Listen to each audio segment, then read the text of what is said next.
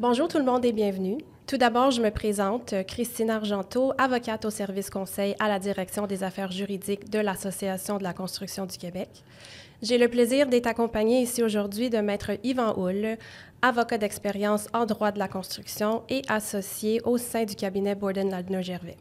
Maître Houle axe sa pratique en droit de la construction, notamment pour toute question d'approvisionnement et d'appel d'offres, de négociation et de rédaction de contrats, ainsi que de résolution de différends. Il est également membre du Barreau du Québec, du Barreau de l'Ontario et du Barreau du Nunavut et occupe dans plusieurs dossiers dans ces juridictions. Maître Houle est ici avec nous aujourd'hui pour parler des nouveaux contrats CCDC2 et ACC1 qui ont été publiés récemment par l'Association de la construction du Canada en mai dernier et qui ont été conçus spécifiquement pour le Québec. Alors, sans plus tarder, Maître Houle, je vous cède la parole et je vous invite à nous parler un petit peu de votre implication dans la rédaction de ces contrats. Alors, Maître Argenteau, merci beaucoup pour l'invitation. J'apprécie beaucoup l'opportunité de venir parler des versions québécoises du contrat CCDC2 et du contrat ACC1. Ce sont des documents qui ont fait l'objet d'une longue consultation dans laquelle j'ai été impliqué au fil des ans. Et comme vous disiez, c'est le fruit de cette consultation qu'on vous présente aujourd'hui. Ça me fait grandement plaisir d'en traiter. Je peux vous dire que les documents dont on va traiter ont été préparés sous l'égide du CCDC, donc il s'agit du Comité canadien des documents de construction, comité qui est chapeauté par l'Association canadienne de la construction. C'est un comité qui est formé des différents intervenants du secteur de la construction. Donc, on parle des donneurs d'ouvrage, des professionnels, les entrepreneurs, les sous-traitants et les fournisseurs. L'idée étant que, avec l'apport de ces différents intervenants dans la préparation des documents, on se retrouve à la fin de l'exercice, une fois que toutes les consultations ont eu lieu, on se retrouve avec des documents qu'on juge étant équilibrés au niveau des droits et obligations des parties. Certainement, dans le marché, les contrats type CCDC sont perçus comme tels. Ça, au niveau de mon implication, je ne suis pas un membre comme tel sur le comité CCDC, mais j'ai appuyé l'Association canadienne de la construction et l'ACQ dans la préparation des versions québécoises du contrat CCDC2, qui a fait le contrat à prix forfaitaire entre le donneur d'ouvrage et l'entrepreneur, et l'ACC1, qui est le contrat à prix forfaitaire qui intervient entre l'entrepreneur et ses sous-traitants. Comme je disais, c'est une idée qui a germé il y a plusieurs années. Mais l'idée de finaliser et de mettre en place des contrats, des versions québécoises de ces contrats-là, a vraiment été mis de l'avant dans la foulée les refontes statutaires qu'on a vues dans les provinces de Common Law. Comme les gens le savent, le Québec notre régime juridique est particulier. Nous sommes régis par le Code civil du Québec, alors que le reste du Canada, le régime juridique, c'est le régime de la Common Law, qui est différent du Code civil. Et il y a plusieurs années, il y a à peu près 5-6 ans maintenant, il y a eu un effort qui a débuté vraiment en Ontario, de faire une refonte du droit de la construction. Et il y a eu une nouvelle loi qui a été mise en vigueur, la loi sur la construction, qui a traité de plusieurs aspects des relations des intervenants en matière de construction. Et ça a été, cette refonte a donné lieu à un régime des paiements rapides, un régime qu'on retrouve maintenant à travers le pays et qui va, on l'espère du moins, va venir en vigueur ici au Québec également. Et la refonte qu'il y a eu a donné lieu à nécessiter la refonte ou la revision des contrats types CCDC2 qui s'appliquaient par ailleurs. Et donc, dans la foulée de la refonte qui se faisait des contrats types, c'est là que l'idée a germé et a vraiment pris son envol pour préparer les versions québécoises des contrats. Parfait, merci. Et pourquoi existait-il un besoin pour avoir une version québécoise de ces deux contrats?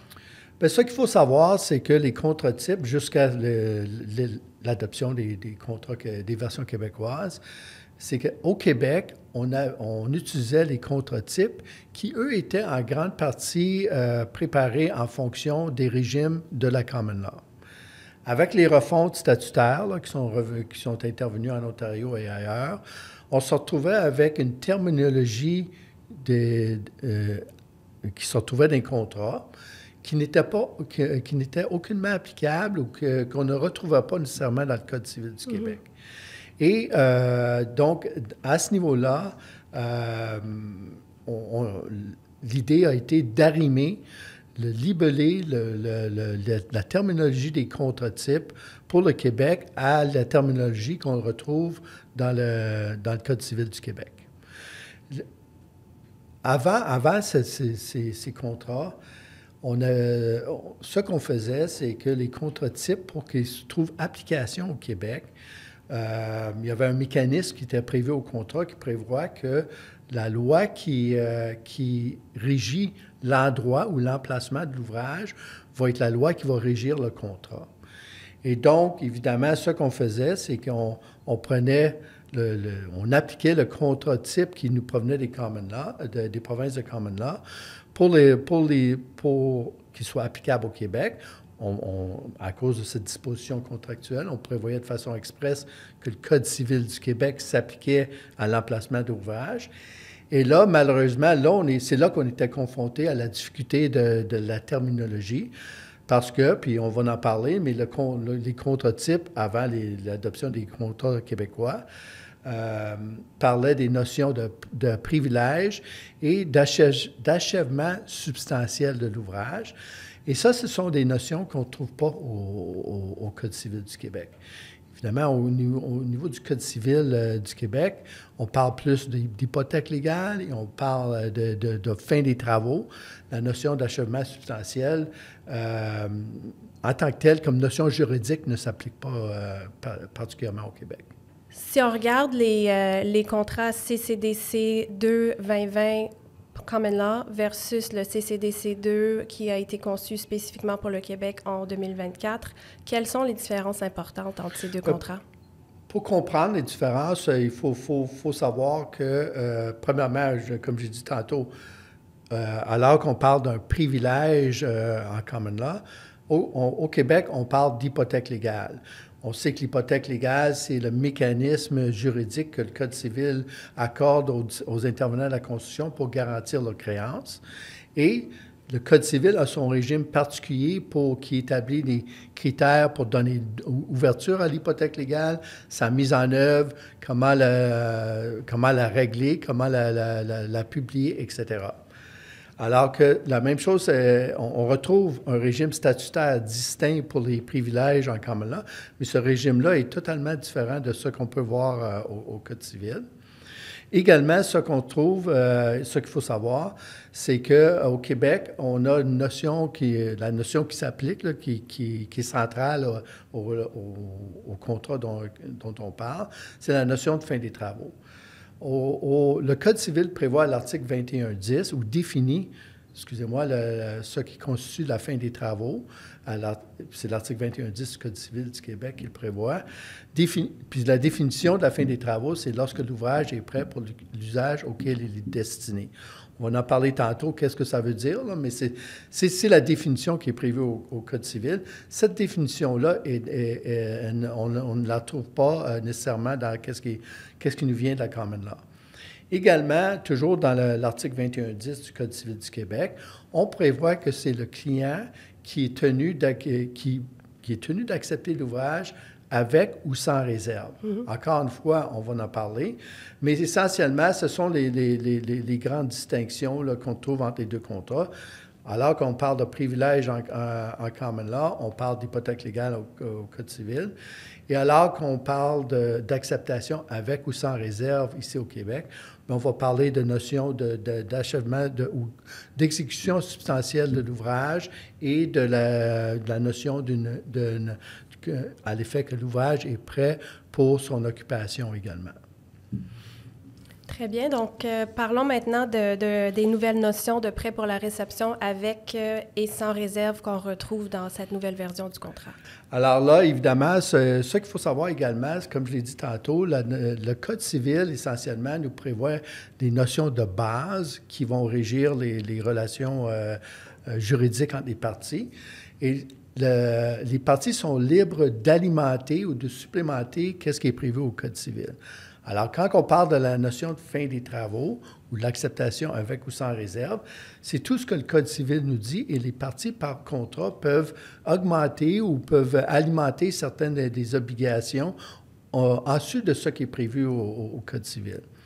Alors, ce que le contrat prévoit, c'est qu'au niveau de l'acceptation avec réserve, on prévoit une série de conditions qui sont purement contractuelles, qui doivent être satisfaites pour permettre aux professionnels pour permettre, à l'entrepreneur de présenter une demande à l'effet qu'il veut obtenir la validation du professionnel que l'ouvrage est prêt pour sa réception avec réserve. Et dans la mesure, et là, le professionnel va faire la validation de ça, à savoir si les conditions qui sont prévues au contrat à l'article CG12 sont satisfaites. Et le cas échéant va établir que l'ouvrage est prêt pour sa réception avec réserve. Et là, c'est le client en bout de ligne qui fait cette acceptation-là. Donc, ce jalon de prêt pour la réception avec réserve, qu'est-ce que ça implique pour les parties? Bien, c'est un jalon contractuel important qui sert à la détermination de plusieurs délais qui sont prévus au contrat, tels la libération de la retenue, le début de la garantie, des garanties qui peuvent être prévues au contrat, l'obligation d'indemnité qui est prévue au contrat, ou le début du délai ou le délai à lequel la renonciation aux réclamations va se retrouver au contrat. Versus la réception sans réserve? Bien, versus sans réserve, c'est également un jalon contractuel, mais à ce moment-là, c'est à ce moment-là que le paiement final va se faire, et on va en parler là, au niveau des modalités de paiement. Mais encore une fois, le mécanisme est tel que une fois que l'entrepreneur est d'avis que l'ouvrage est prêt pour sa réception sans réserve, il va en faire la demande au professionnel. Le professionnel va faire une validation. Principalement, dans l'exemple classique, c'est à savoir si les déficiences qui ont été relevées lors de la demande de réception avec réserve sont maintenant corrigées.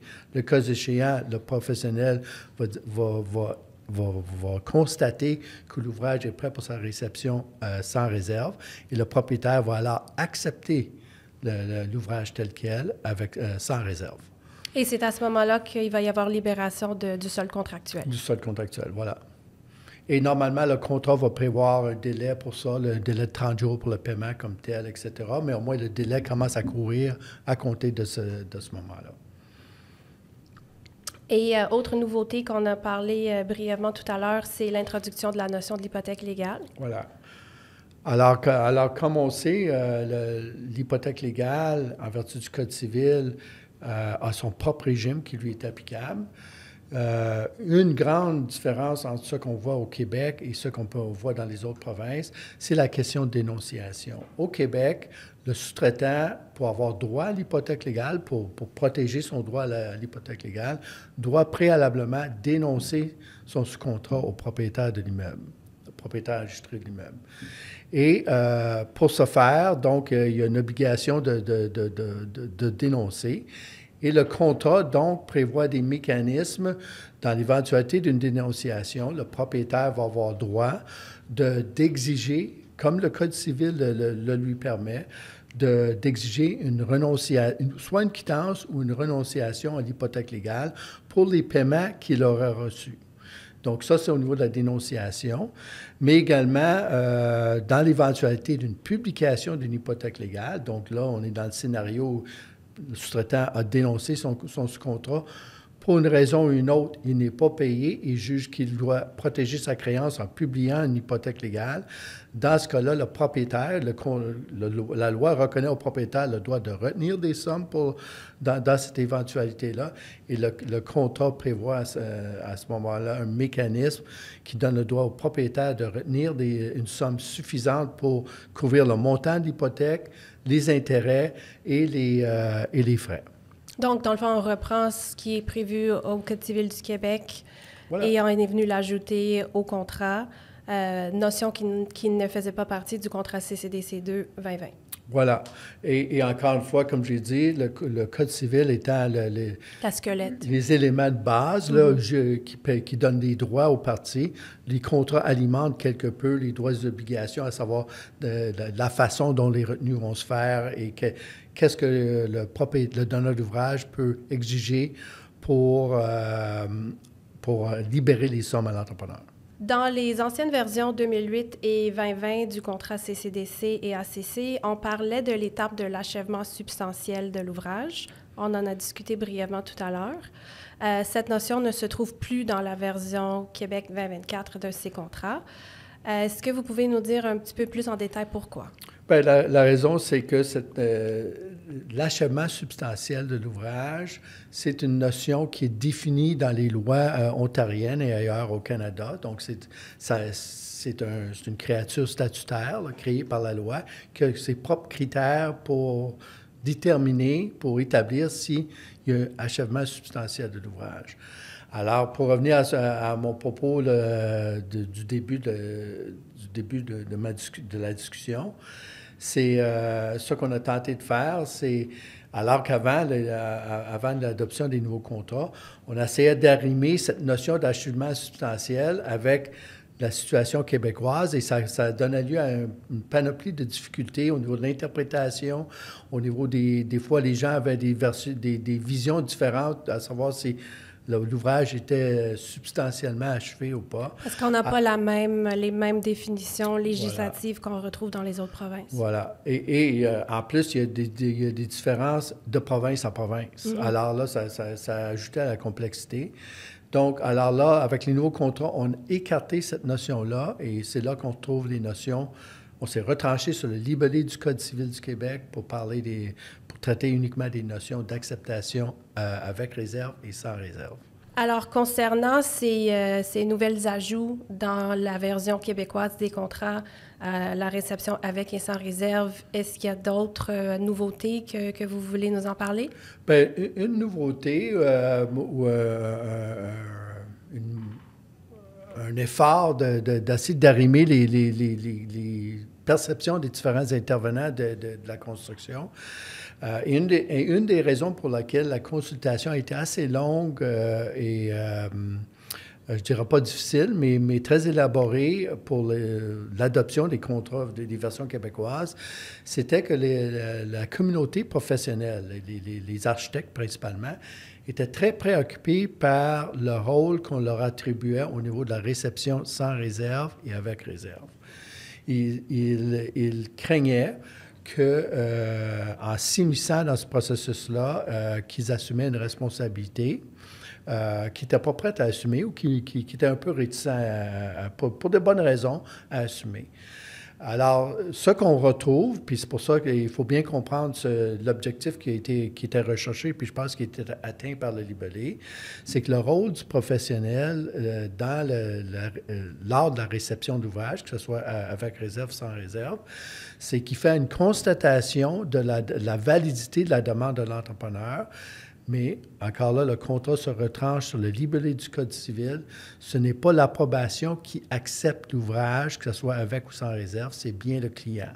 Mm-hmm. Il y a une validation qui est faite par le professionnel, mais en bout de ligne, cette validation-là est présentée au propriétaire, mais c'est le propriétaire en bout de ligne qui assume la responsabilité de l'acceptation.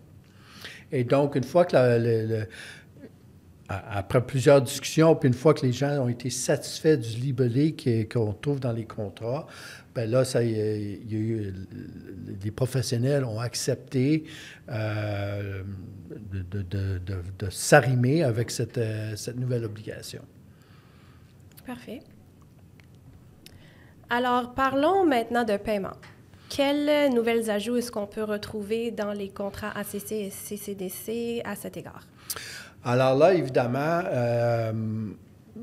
sachant qu'on parlait on a introduit les notions de réception avec ou sans réserve, il fallait absolument arrimer ces deux obligations-là, ces droits-là, avec les obligations de paiement pour que les paiements reflètent ces deux étapes, si on veut, du processus. Alors là, lors de la réception avec réserve, ça se retrouve à l'article A5 du CCDC québécois. Lors de la réception avec réserve, on prévoit que c'est le moment du paiement, que le paiement est contractuel, mais également de la retenue, mais toujours également sujet à ce qui est prévu au contrat au niveau du paiement pas du paiement, mais qu'est-ce qui est prévu au niveau des hypothèques légales du contrat. Donc, on parle du paiement de la retenue pour hypothèque légale. Voilà. Et essentiellement, comme on le disait tantôt, ce qu'on prévoit, c'est qu'il y a deux possibilités.